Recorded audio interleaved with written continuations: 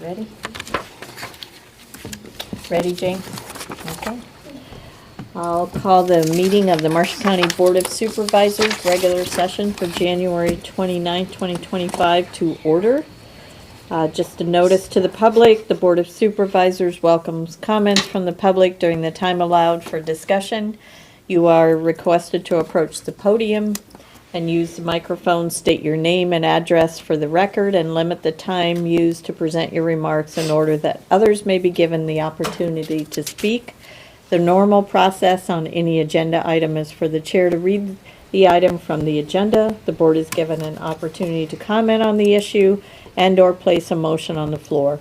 An opportunity for discussion may be presented, at which time the public may participate and a roll call vote will follow. Roll call vote, please. Hibbs, Yes. Heil, Yes. Goodman, Yes.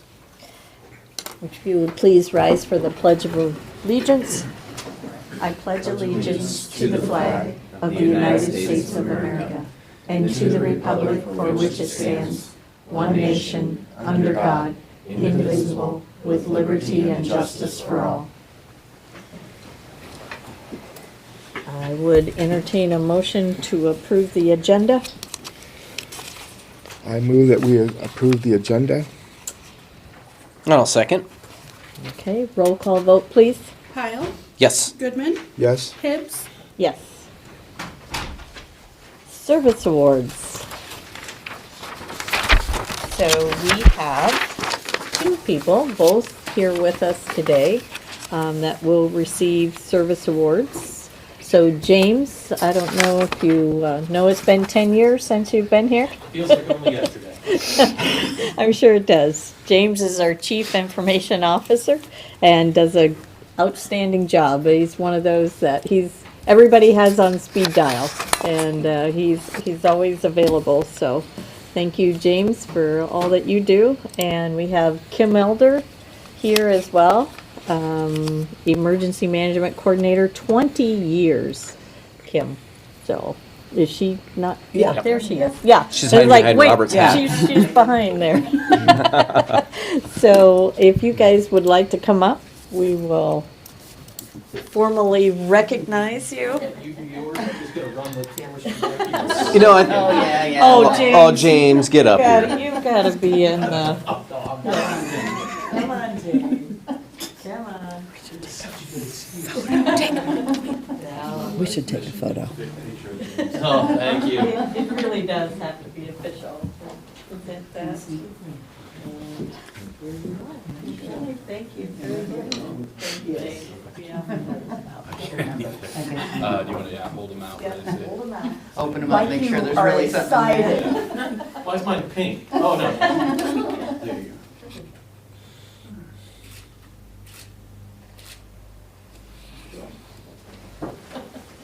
Thank you. go. Yeah. Thank you guys both for all the work you do. Yeah. I remember, James, when you were hired, what were we thinking? You've been a pleasure to have here and all the great help with. We went from a lot of in-house, probably not the best technology, I thought, when you had started. I mean, it was good in its previous time, but really got us up to speed on normal IT services and programs, which was, I think, really helpful on. We had a lot of outages with phones, internet outages, a lot of just things that weren't working right, and thanks to James' leadership, got that cleaned up for us. And Kim's done a fantastic job with. Well, there's been a few disasters she's had to go through, and That's the thing. and I mean, so- both of them work so well behind the scenes. Yep. And when Kim's out front, that's usually means a disaster has hit. But both do an excellent job. Thank you both for Yes. your years of dedication and service. It's really makes a big difference in the lives of those we serve. So, thank you. Okay, anything else you want to add? Okay, we have the consent agenda. Approve claims as audited on 6A. 6B, personnel changes. Approve new hire sheriff's office. Cynthia Spring, full-time jailer, $23.42 per hour to start on or after February 3rd, 2025. New hire for information technology for James Michael Jane, full-time network engineer, $29.50 per hour to start on or after February 3rd, 2025. Manure management plans, we will file plans for Eggers Farms, 56995, 2124 Eastman Avenue, State Center, signed with changes. Edler Brothers Farms, Section 36, 58297, 1507, 220th Street, State Center, signed with no changes. We are amending on 60, excuse me, the Board of Supervisors 2025 appointments beginning January 29th. Department head meeting representative only for the remainder of 2025. Kevin Goodman will represent the supervisors at the department head meetings, and I will be the alternate. Reappoint Ramona Kilborn to the Board of Adjustment. Term dates January 1, 2025 through December 31, 2029. Reappoint Dr. David Bethel as medical examiner.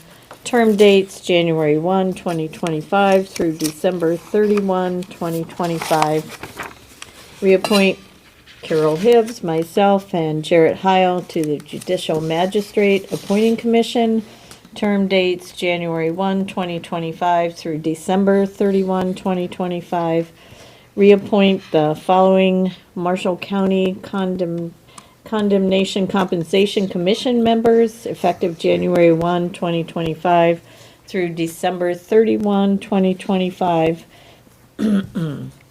Val Aker, George Batinger, Deb Block, John Brockman, Christopher Brodeen, Arthur Crandon, Martha Garcia, Daryl Gilmore, Ronald Jakey, Bob Grimes, Mary Holland, Ray Mitchum, Leslie Nichols, Russ Paul, David Scott, Cindy Smiley, Larry Southard, Robert Thomas, Trent Upaw, Gene Weimers, and John Warden.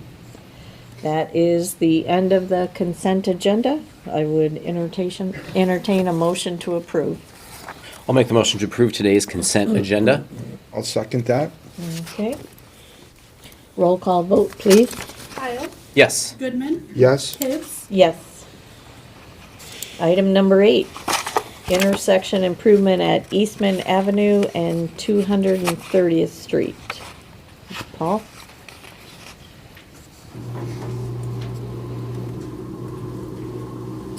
Morning, Paul Guyman-Felt, County Engineer. I just wanted to bring this intersection back up to our discussion with the full board. You guys are aware that there was a pretty scary accident here. It's been, how long ago? 18 months. 18 months, okay. And the State Center did get an engineering, basically they requested a review by Snyder and Associates, but it was just a review to see what they could do without reconstruction of the intersection. And we made some signing changes between the city and the county also, and I think helped. But the only real fix for this is to change the geometry of that intersection and reconstruct it.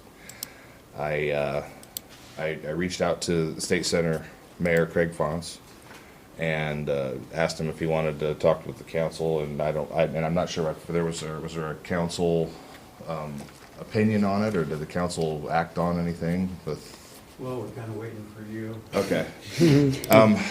I guess what I was thinking we would want to do is have some kind of an agreement between State Center and Marshall County to proceed with this. It's going to involve both entities. The project could definitely be, it would be led by us. It would be predominantly outside of the city limits. The city limits run right down the center of that intersection, east-west. Obviously the sticking point is the house right there north of the intersection. Mm-hmm. And so a reconstruction of the intersection is going to require a acquisition of that property that would be part of at least part of that property and the house. So I haven't had any discussion with the landowner. It does appear to be currently occupied. I think it's, did you say it was a rental? They rent it out, but it is personally owned by a citizen. Yes, yes. And I, like I say, I haven't had any discussion. I guess there's two different ways, if you guys want me to proceed with this project. If we have acquisition from, we can do a deal with the landowner that is just a outright sale. That's obviously much faster than going the route of eminent domain and basically doing the condemnation proceedings on it. And that's kind of the fork where we're at. One way is faster, the other way is a lot more legal, hoops that we have to jump. And it just takes longer and it's more expensive. So, Can you remind me, who is the property owner? is it Brown? Charlotte Brown, I'm sorry. Okay. Do you know, is she interested in selling? Have you contacted? I have not made any contact with her yet, no. I have not contacted her.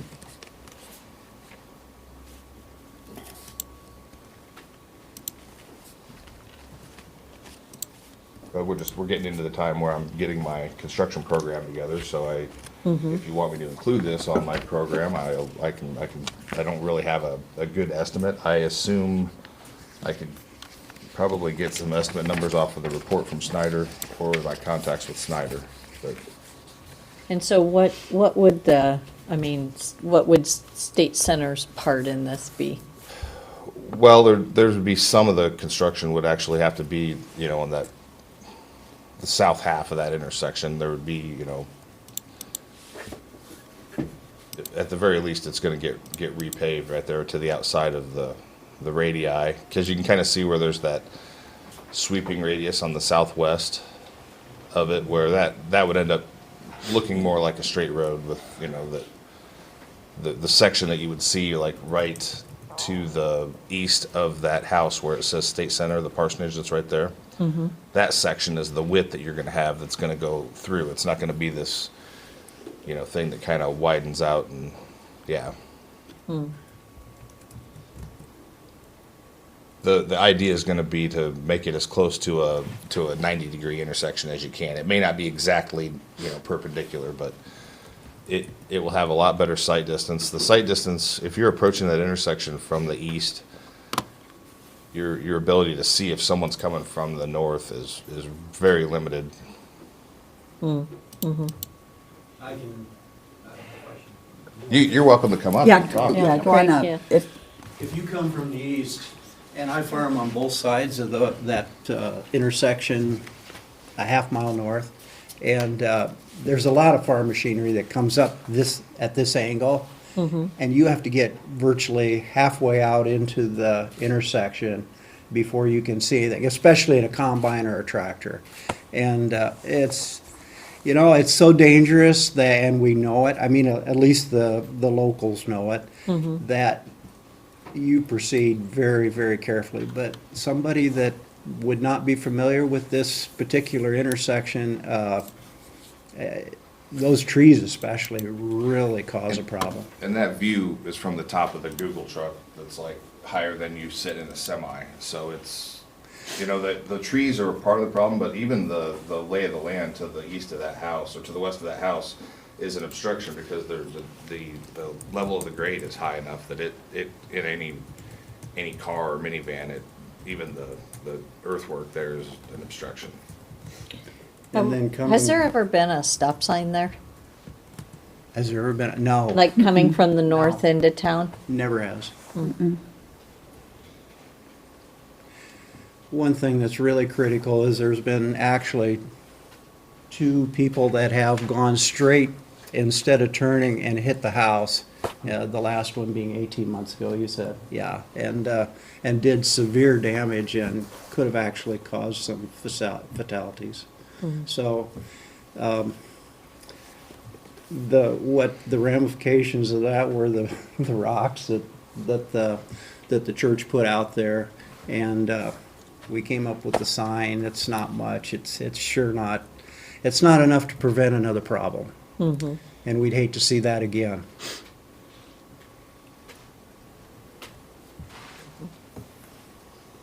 Has it, I mean, I'm pretty familiar with this area. Has it ever been talked about in the past to change the intersection? Or is this, No, the last incident where the car hit the house has really ramped this up as far as discussion on trying to improve this intersection. I think there was also somebody that hit the rental house probably 25 years ago. They drove into that house, like into the bushes. Yeah, I can't, well, the speed coming out of in town probably isn't anything near as much as the speed coming into town, so it's a. Yeah, it's- that's all relative at the time. Yeah. Oh, okay. It was not me. So, Can I speak? 'Cause I'm the Just one that- come up to the mic so people that are I'm the virtual. one that actually, my family is the one that lives in the home. So we are the ones that are dealing with this right now. do you want to state your name? I'm Melissa Waterman, sorry, thank pastor you. at St. Paul Lutheran Church. Yeah. You know, if you sit in our property on the west side, front door side on First Avenue, if you were to sit there and just simply watch the traffic, people do not stop at that stop sign, whether they're farm equipment or semis, because they get going and they don't want to stop. They don't, because it takes a lot to get that equipment going, right? So where that stop sign is, technically, if you're following the rules of the law, you're supposed to stop right there, but nobody stops there. Everybody inches up into there. Because they So- can't see. You can't see. Yeah. You can't see. I go that way with my kids for piano lessons. I have a truck, I have a van, a car. You can't see. And obviously, this is very sensitive to us because we are the ones that, you know, there were no fatalities, but my daughter's room had to be moved because of this. You know, it's a systemic problem. There's lots of things going on here. But I just invite anyone to come and just sit in that intersection for a solid period of time. And you will see people coming into town that are not going 25 miles an hour. Nobody abides by the law at that corner. Very, very few people. And everyone knows that intersection. I get that. I understand that. But there's a lot of layers here. Stop at the stop sign, creep up, do this, you know, all of that kind of stuff. You have high school students who are going that direction. Everyone's safety is vital here and important. But it's semis, it's cars, it's everybody. Nobody can see coming from The the east. east going. Yeah. I'm sorry, I'm not a farmer, so I don't deal with those directions. And I tell people that I don't know north. I mean, I know north south, but you know, going that direction. And so I know families in town who have said their kids are not allowed to go to that intersection. They have to go around the intersection. Thank you. Yes, Thank thanks. you. Thank you. Yeah, Patty? I have to write mine down. Okay. I'm not good at this. Okay. Okay, I'm Patty Hilleman, 1315 150th Street, St. Anthony. I'm here as a resident of Liberty Township, not as a representative of St. Paul Lutheran Church. My husband and I are members of that congregation, and Randy is a trustee on the buildings and ground. Randy got a phone call early on the morning of May 7th, 2023 from the other trustees who were called after the car hit the house at 3 a.m. He received photos of the damage the car did to the house. It was a miracle no one was hurt that morning.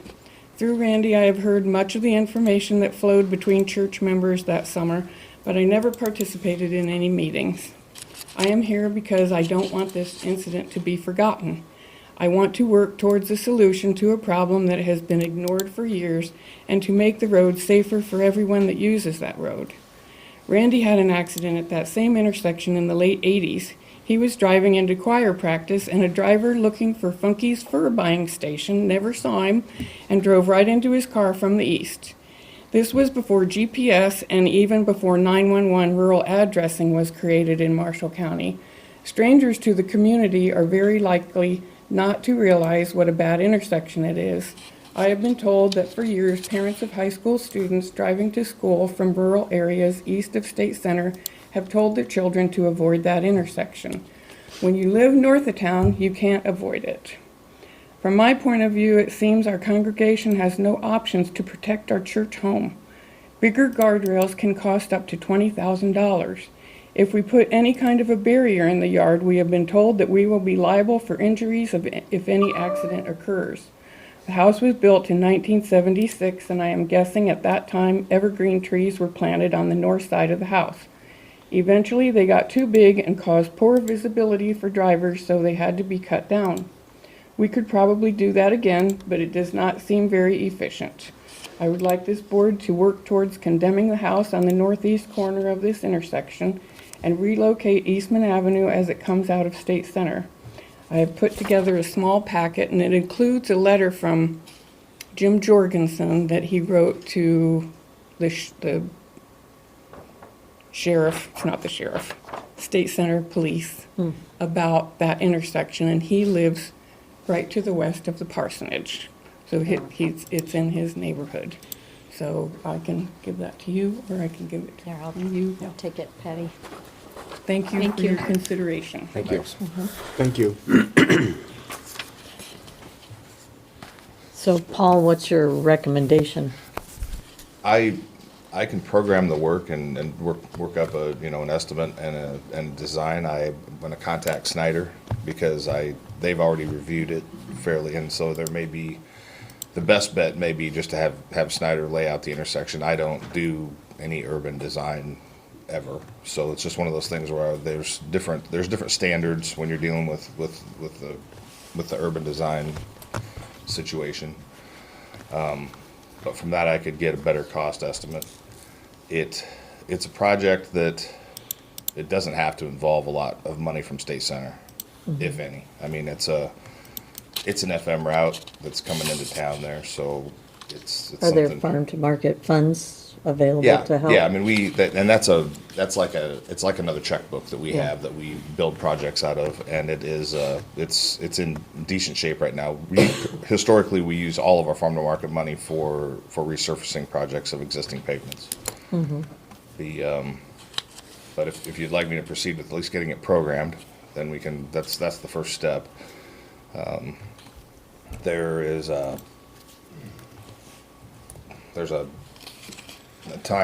schedule on what we can do, but like there's things that have to be completed before we can even contact the landowner about right away. Okay. So that's just laid out in the DOT rules, so. Joel, do you want, yeah, okay. Joe Phillips, or Marsh County. This is kind of the first I've heard about this. I've seen this on the agenda, just so the board is aware that we have not had any additional accidents at that intersection. There have not been any traffic stops at that intersection for any violations. I thought what we were doing was making progress, especially with the lighted intersection. That's helped. With the signage that was put on, there is some malfunctions right now that's working with that. I believe that was the responsibility of the State Center Police Department. So there is some functionality issues with that that's not working. Like I said before, go back to data. I'm really data-driven when it comes down to making changes, especially when it comes to roadways. I'm not an engineer, but one thing I want to make sure you keep in mind is you cannot re-engineer bad driving. It's just something you can't do. The incident that we're talking about, I can talk about this now, that it was alcohol-related. It's one of those things that we tried to avoid and educate our motorists. Unfortunately, it didn't happen. As far as the memory that happened on that, we can't get rid of that. That's always going to be with the residents for as long as they live, unfortunately. With the directional change, like I said, I've been driving that intersection for over 40 years. My kids drive that. We have a couple county members in here that their children drive it. They drive it. Anytime we come down with any directional change, obviously there's not going to be a straight alignment with this. At some point, there's going to have to be a shift in the roadway. Are we just going to shift the problem to another location or down in the church? Just keep that in mind. But as far as when it comes down to data, there hasn't been any additional accidents. There's been 3 in the last 10 years that have been reportable. There was a motorist assist there about the 500 block of North First Street. That was an individual that lost a tire. He did get arrested because he had a suspended license. But as far as any traffic stops, there has not been any in that intersection by us or the City of State Center that has been recorded anyway. So it comes down to the enforcement process. And another thing to keep in mind too, that when we're listening to Joel talk about geometry, when we also considered making this a four-way stop, but there was quite a bit of justification and telling us the problems that could cause there, especially for the southbound traffic. When you look at the approach to that, it is kind of an upgrade. And anytime you're asking loaded trucks to stop on an upgrade and then take off again, that also contributes to people rolling through stop signs, and there's just, it's. So They- making it a four-way stop is not There an was option? concern that making it a four-way stop could just make more accidents. Really? But I don't know if you've navigated a four-way stop in Marshalltown recently, but most people don't know how to do that. It doesn't, it's like the second thing you learn in driver's ed, but anyway. The other issue is that if we geometrically improve this intersection, we're gonna have to the talk about a four-way stop again, because when we make that thing straight and smooth, the speed's not gonna decrease. Yeah. They'll be doing 50 next to the parsonage and the church. And so we've gotta, there'll still be enforcement issues no matter what we do there. But at least if we change the geometry to make it more make it not an offset intersection, that has to increase the safety for that residence right south of the intersection.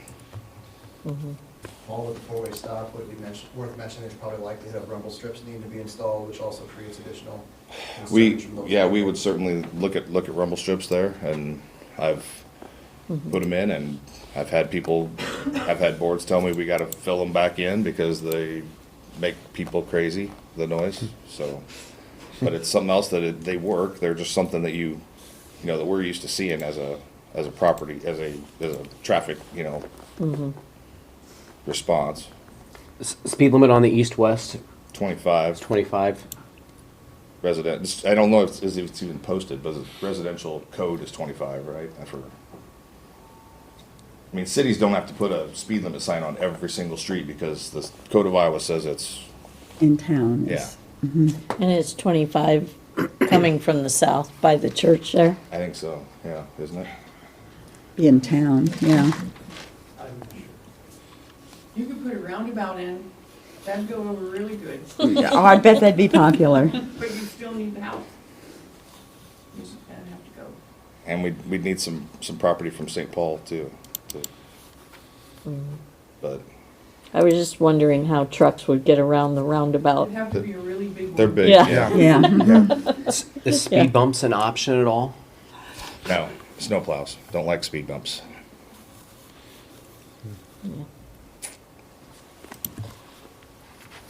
So, But I can program it and we can go from there.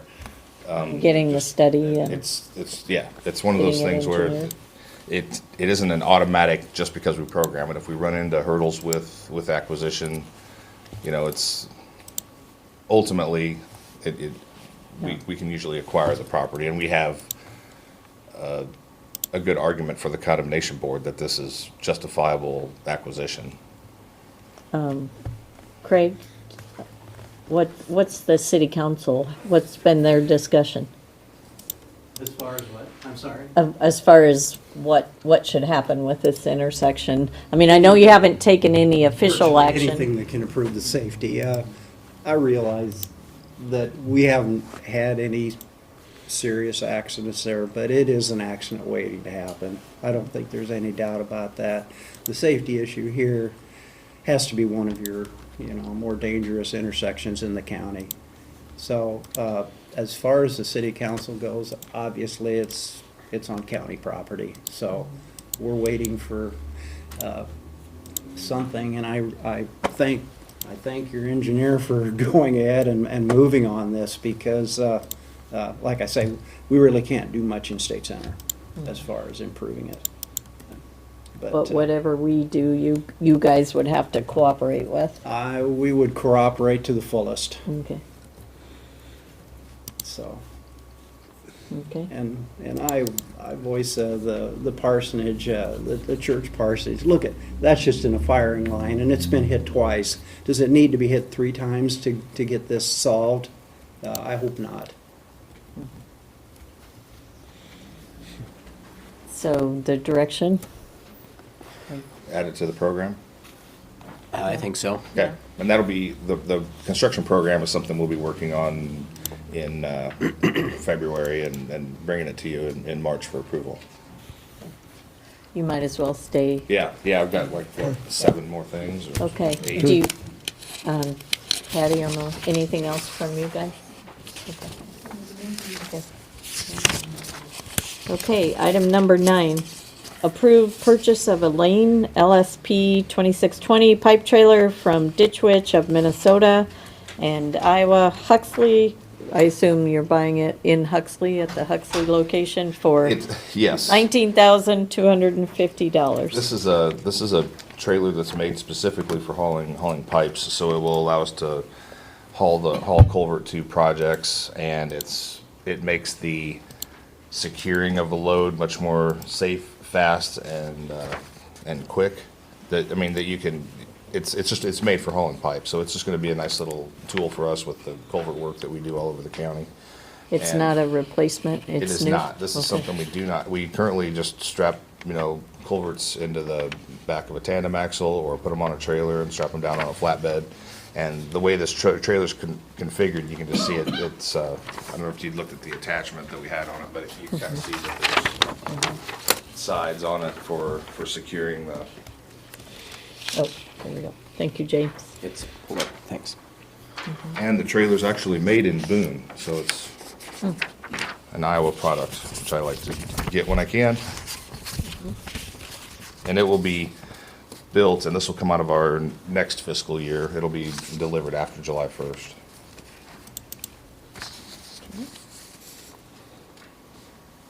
Any other questions? What would you pull the trailer with? It would be a dump truck.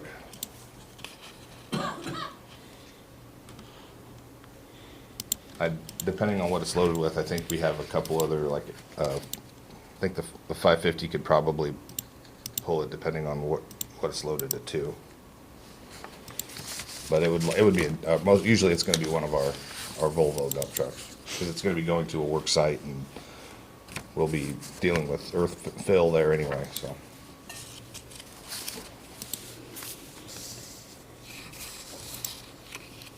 Would you like to make a motion?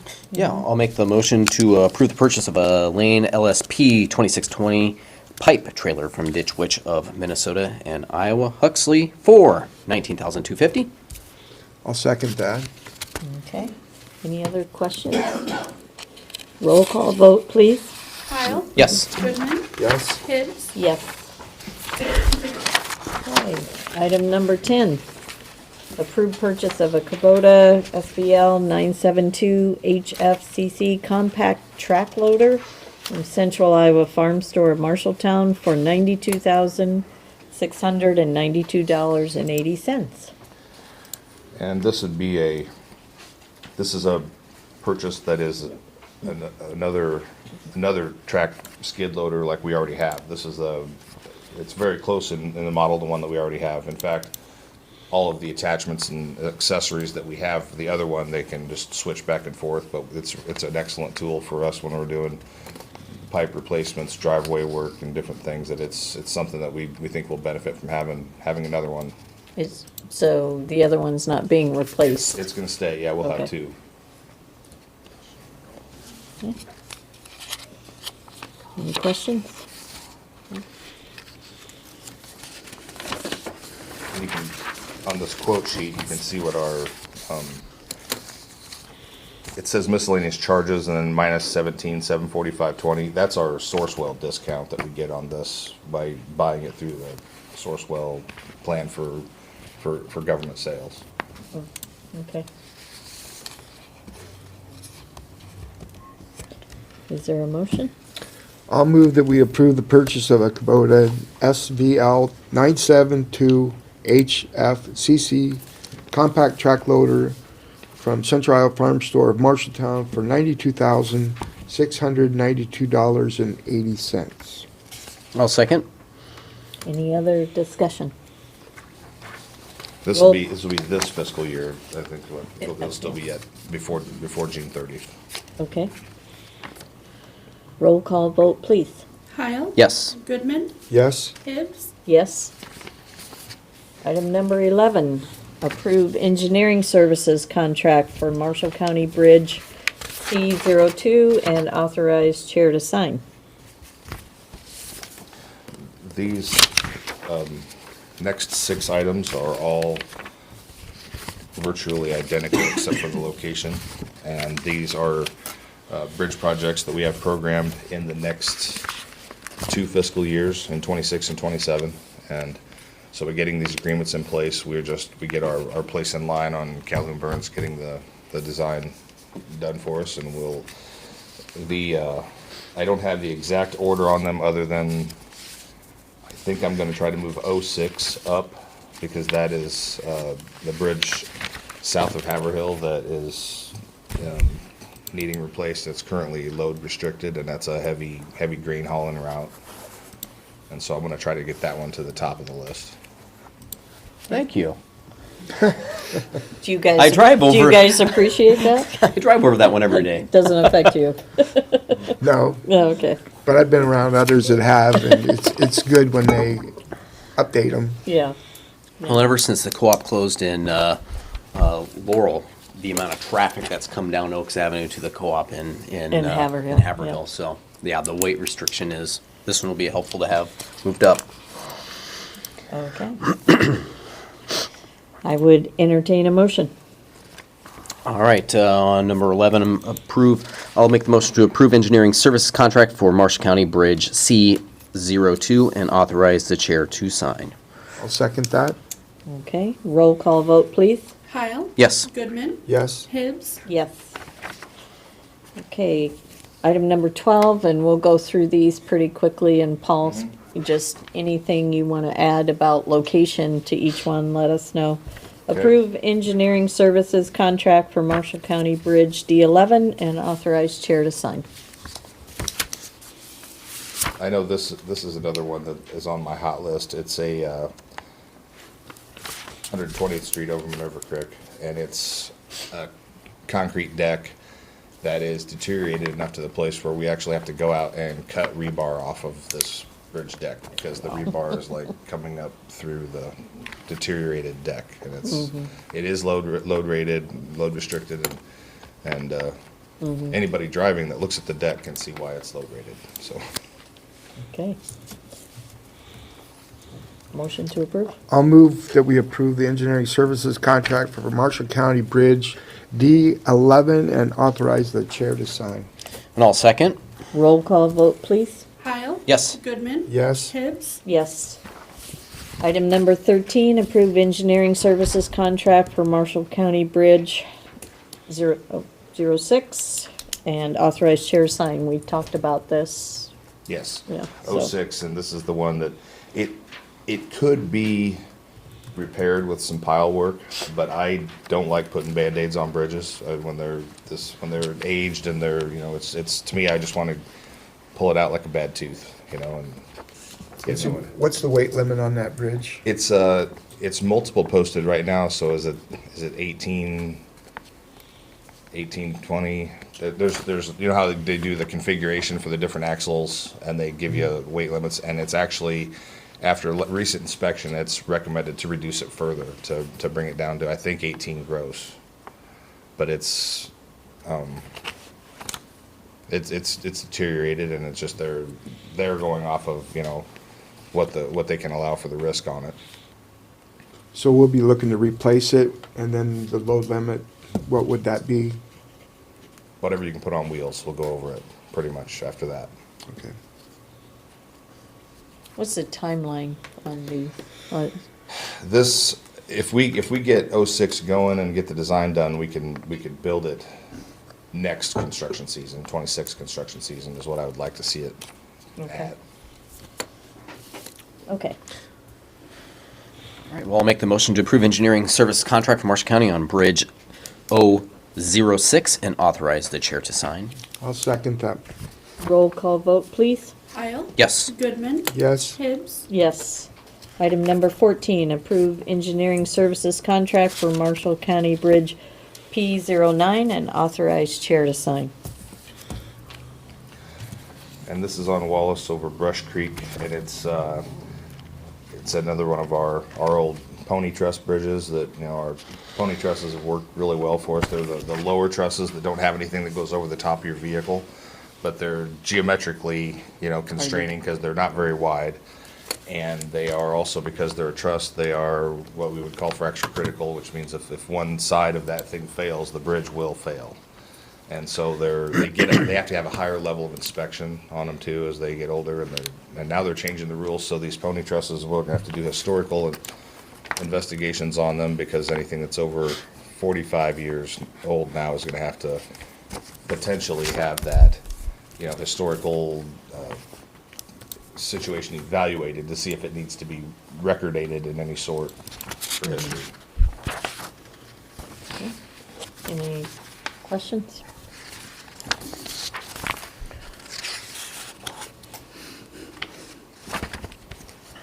I'll make the motion to approve the engineering services contract for Marshall County Bridge P09 and authorize the chair to sign.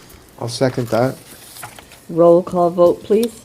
Kyle? Yes. Goodman? Yes. Hibbs? Yes. Item number 15, approve engineering services contract for Marshall County Bridge P15 and authorize the chair to sign. And this is the same story as the previous one, same creek, different road, it's on Greencastle. And it's also a riveted pony truss.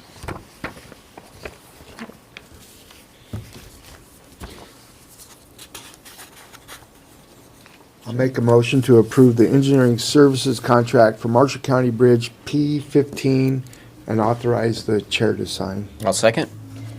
Roll call vote, please. Kyle? Yes. Goodman? Yes. Hibbs? Yes. Item number 16, approve engineering services contract for Marshall County Bridge P21 and authorize the chair to sign.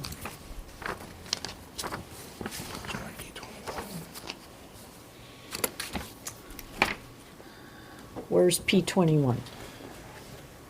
That is also Wallace Avenue Okay. and Did you find it? another pony truss. Okay. Okay.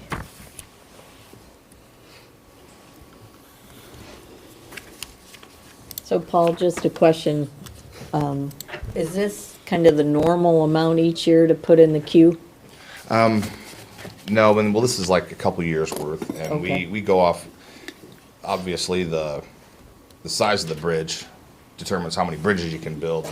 We have a couple bridges in the county that would cost about what all 6 of these are gonna cost, so it's just a matter of, we've got a couple of smaller structures that are they're getting the age, and we're chasing the weight limit postings, just so we can try to, Improve things. we've got one that's gonna be, we had one recommended closure on our last inspection, and it's on the Hardin County line, the only bridge we share with Hardin County up there on just north of Liscum, and we're actually probably going to just take that bridge out and have 2 dead ends. There's certain places where we have to consider that with, if there's not traffic and it's not a land access issue and there isn't occupied residences, right near it, there becomes less factors on why you make it any more than just a land access road.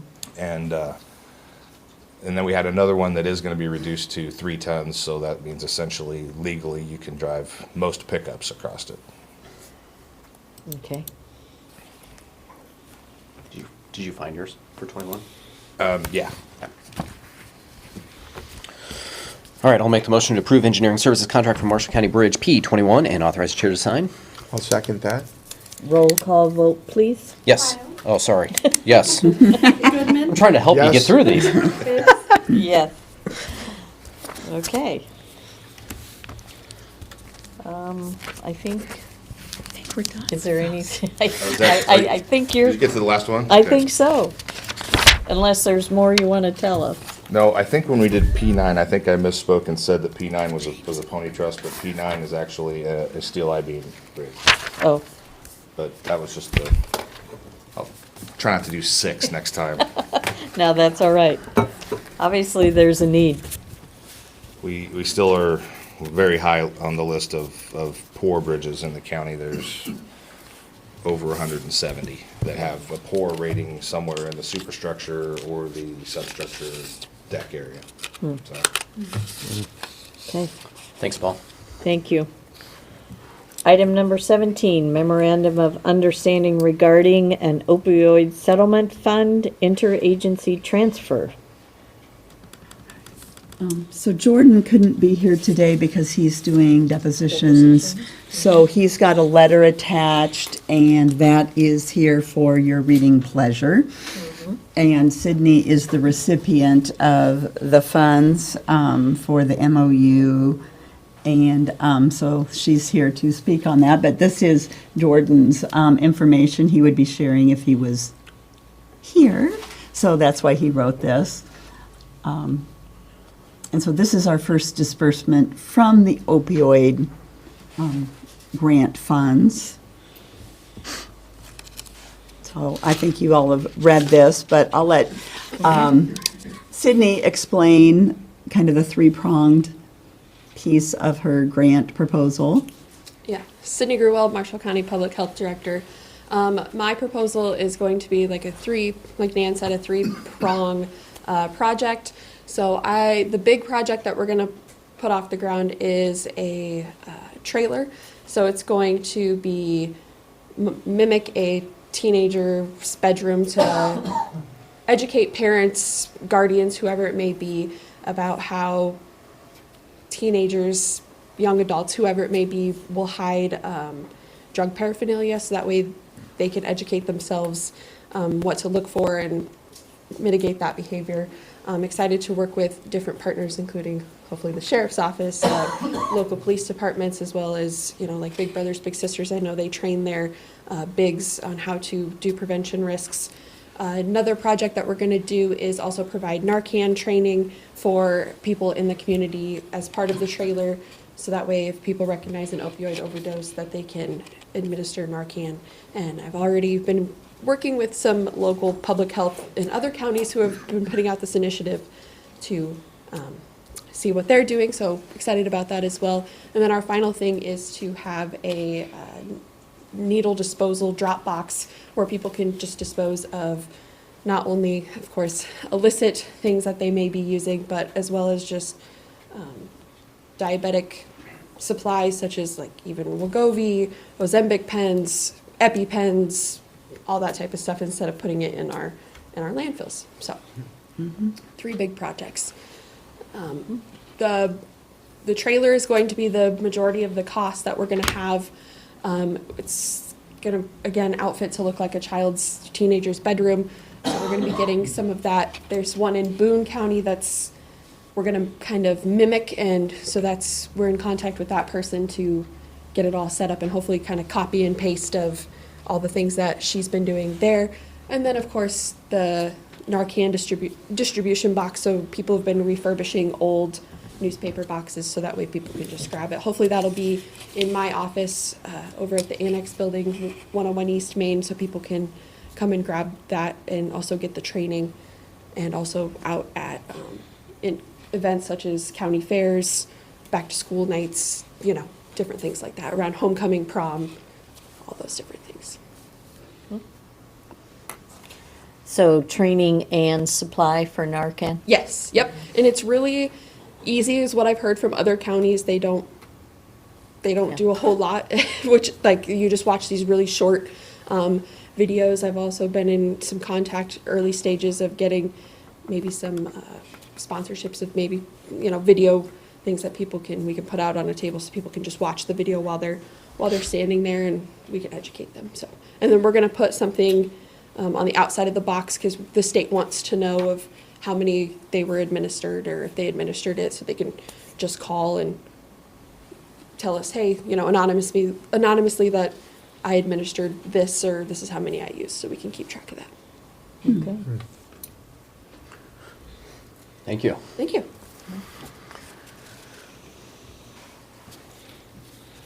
I would entertain a motion. I'll move we approve the memorandum of understanding regarding an opioid settlement fund interagency transfer. I'll second. Okay, roll call vote, please. Heil, Yes. Goodman, Yes? Hibbs, Yes. Item number 18, related to that, Resolution 2025-0006, approving allocation internal transfer of opioid settlement funds to Marshall County Public Health, and memorandum of understanding. So, I'll just add that because this is internal for us here at Marshall County, normally if it's an external, we'd write a check.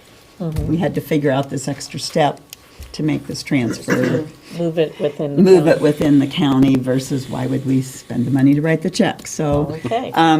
Maria, Jordan, and I met a few extra times to really get all our i's dotted and t's crossed, so we're all ready, since this is our first one with all these funds. So I keep thinking maybe down the road they'll make this a little bit easier, but Sydney's, all of her things really met all of the criteria for the funds at this point.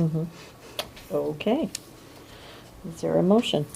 Y'all make a motion to adopt Resolution 2025-0006, approving allocation internal transfer of opioid settlement funds to Marshall County Public Health and memorandum of understanding. I'll second that. Okay, roll call vote, please. Kyle, Yes. Goodman, Yes, Hibbs, Yes. And finally, on this topic, approve the transfer of funds. It's written in the motion, the transfer of funds would be a one-time transfer of $44,100 from the opioid abatement fund to the general basic fund to be used by public health as identified in Resolution 2025-0006. And the amount that's in that fund currently so far that we've received is, do we know roughly? Oh, 600,000. I mean, it's That's a a lot. Yeah, super that's- big number. Yeah, I think that's a point I think is important for the public to know that it's a large amount, this They settlement that just we've gotten. keep sending money, and, Yeah, I mean, it's restricted, so. It's very, very We have to be restrictive. pretty thoughtful about how we're going about using it, and And, it looks like we've got everything covered. Yes, and Jordan Gaffney, the county attorney, and his team, you've got Brianna Nelson that's overseeing that with him, and they're being very diligent, making sure it's being spent appropriately. And when they questioned a couple things, then Maria kind of went, And I because she's know- got to report on it. And I know he reached out for clarification from the state on some things, so. They did, and then, of course, nobody wants to commit. Yeah. Because you're reaching out to attorneys, and Yeah. it's still pretty ambiguous yet, so. But in the meantime, We need have to- finally we need to got something. Transfer the funds, yes. So So I would entertain a motion. I'll make a motion to approve the transfer of funds. And I'll second. Roll call vote, please. Kyle, Yes. Goodman, Yes, Hibbs, Yes. Okay, item number 20. I don't know if Sydney, you want to come back up for this or not, but approve the purchase of a 2024 Jeep Grand Cherokee Laredo X 4x4 from Carl Auto Group of Marshtown for $38,730 for Marshall County Public Health. Cindy Gruel, Marshall County Public Health Director. So, Marshall County Public Health doesn't currently have a vehicle, and with getting a trailer, we kind of need something to pull it. And like Nan discussed, with the opioid dollars, it has to all be used for opioid-related activities. And we need a vehicle because we do a lot of, we do immunization clinics, we drive to conferences, meetings, and currently that money is being reimbursed to my personal vehicle, and it's more cost-effective to have a county vehicle as well as, be able, if we have to bring a patient or transfer samples and stuff like that, in a county vehicle. And we also have an emergency, another public health trailer to use for pop-up clinics for education purposes, and we don't currently have anything to pull it, and we'd have to rely on other county vehicles to pull it for us, and that would just create some issues. So after some searching, Found this. we found something, so. So two trailers, the Two new trailers, yes. proposed The new opioid one proposed- and then the current one Yes, that the you're current one. utilizing. Yes. Okay, And for the budget, we have to wait until we get the budget amendment completed. Yes. For her to be able to, for us to write the full checks for both the opioid and for the vehicle, but we're going to probably put down payments Yes. on both, and We had that discussion, and we don't want to put ourselves in a situation of not being able to spend our grant funding that we have coming through from a lot of, Other sources, yeah. Yes, because we have a lot of that's how a good chunk of public health is funded, is for our salaries and just general activities, and we want to make sure we have that money. So we have to wait for amendment, but yes. yeah, and that's mid-April. so- Yes, yep, but we have something secured, and we're going to follow up with the purchase of the vehicle, so. Okay. And it's from savings in current fiscal year that's paying for this. Yes. And additionally, the mileage utilized with this vehicle for any of the opioid stuff Will would be be able to be reimbursed by the opioid funds. Yes, So Yes. as well as, say for other grant purposes, we have grants, like we have a preparedness grant, we have an immunization grant, we have a local public health services grant, and those can also, depending on what it is, those miles are also reimbursed through those grants. So, great, thank you. thank you. Any other comments or questions? Okay, I'd entertain a motion. I'll make the motion to approve the purchase of a 2024 Jeep Grand Cherokee Laredo 4x4 from Carl Auto Group here in Marshalltown for $38,730 for Marshall County Public Health. I will second that motion. Roll call vote, please. Heil, Yes. Goodman, Yes. Hibbs, Yes.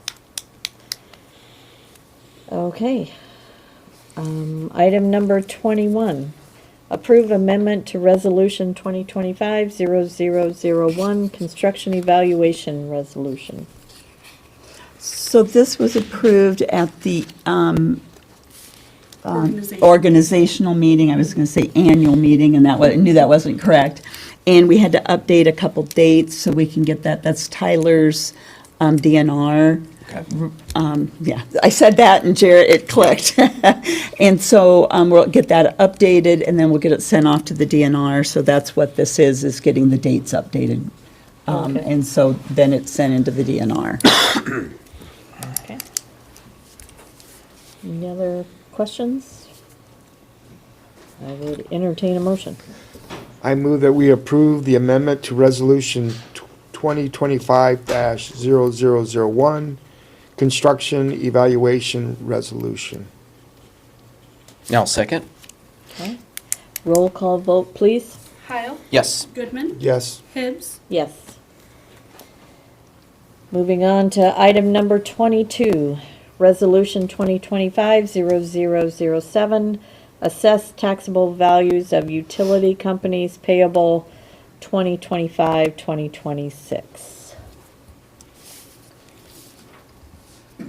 This is an annual thing that we have to do after we get the information from the state to, with the amounts for the assessed and taxable. We get all the information from the state. Yep.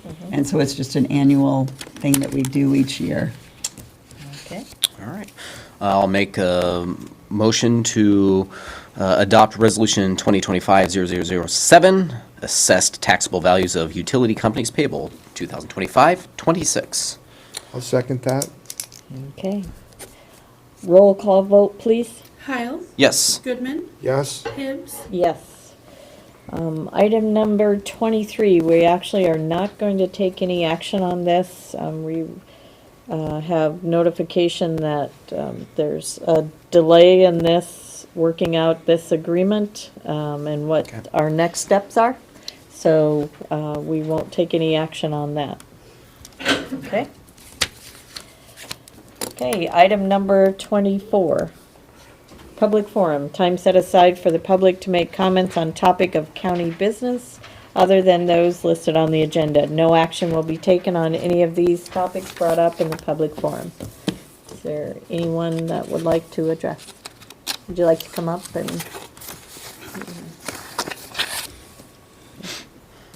I introduce myself as Ann. Yes, Yeah. please. Brian Johnson. I live at 2446 Coppic Park Road, Marshalltown. Okay. What I have here is, get one to each.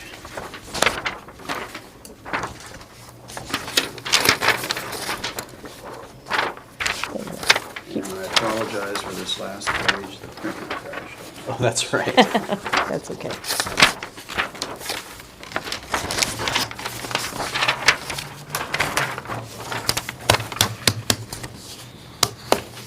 If you want to look over it real quickly, and then I'll get into it, or? Yeah. Yeah, go ahead.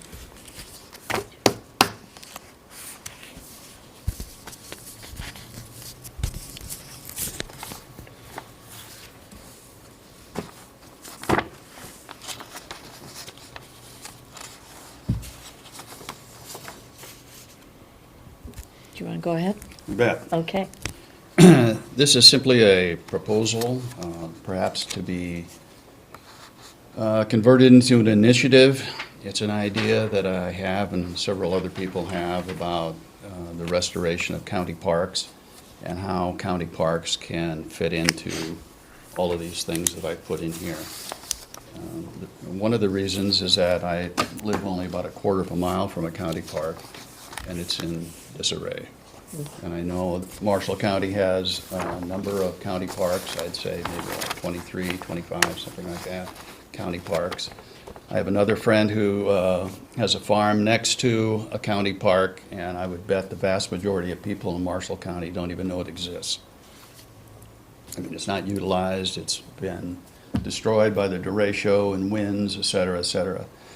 So this proposal or this initiative would try to incorporate all of these targeted areas that I have here. For the most part, it would be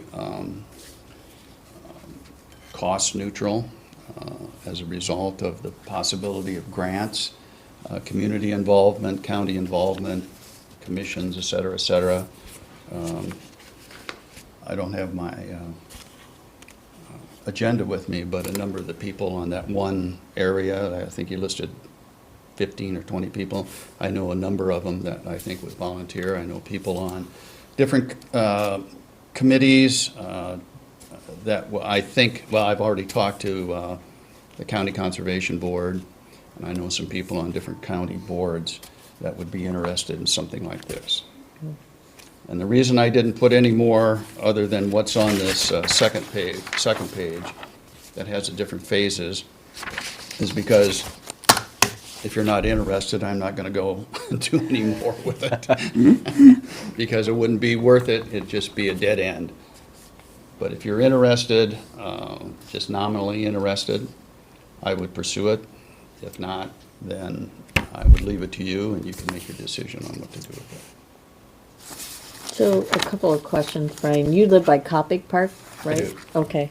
And you've talked to the Conservation Board, and have you talked to Emily Herring, the Conservation? She's out at Grimes Farm. Uh-huh. Yes, I've talked to her about some things dealing with reforestation, for example, clearing the parks, getting nature trails involved. Perhaps some of these parks you can't walk in. It's impossible. Not that it's the county's fault, but it's the derecho, and we've had 2 windstorms in the last 4 or 5 years, and they're in trouble. I think it's possible to get a lot of volunteer help to do this.